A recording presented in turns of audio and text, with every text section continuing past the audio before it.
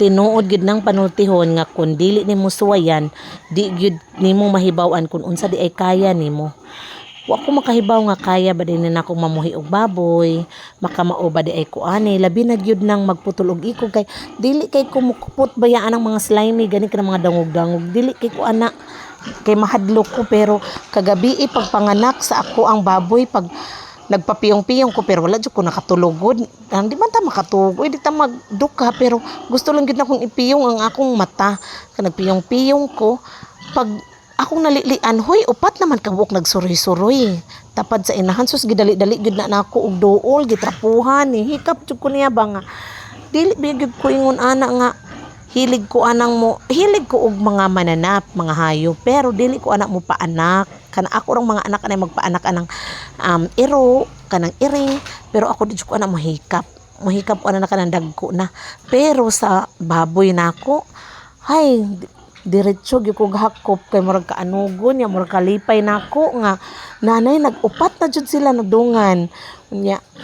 7 rad ay kabuk piglets ang iyang gihatag nako. Okay, first time mama pa man ni siya, pero okay na gid kaayo. Murabag ang akong mga kahago, ang akong gasto, ang akong pagsakripisyo nila nga magdali kog uli kay na ako'y lawganan. Nakabayad gid sila, no?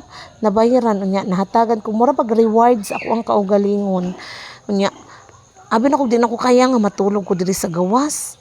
Nakaya ra gyud na nako despite sa kakusog sa uwan kagabi. Kusog biya kay tong uwan sa kagabi no, pero bintaha kay wa in taon mangilat, wala magdugdug kay kana jud akong kahadlukan, samot jud kong kahadlukan na. Pero ang uwaol sa iro kagabi histan grabe.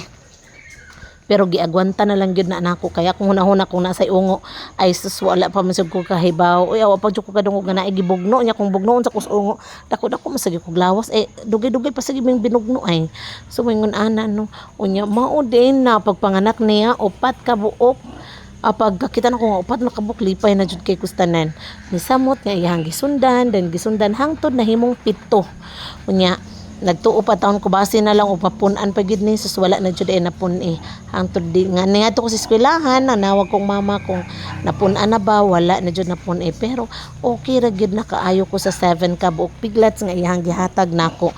Siguro wala pa ko ani nakaginansya gikan sa pagpalit nako sa inahan no, sa baktin pa siya sa akong gipakaon niya, sa mga tambal, sa vitamins ka akong gidapat niya, wala pa ko wala pa ko nakaginansya. Pero siguro makabawi na siguro ni oy kining usa niya kaanayan, makabawi na sad siguro or makaginansya baka gamay busog inaan ra sad gyud sa kay kuan man gid ni akong gipalit gud piglet man gid ni siya. Ako na may nagpadakuan niya kay makasave man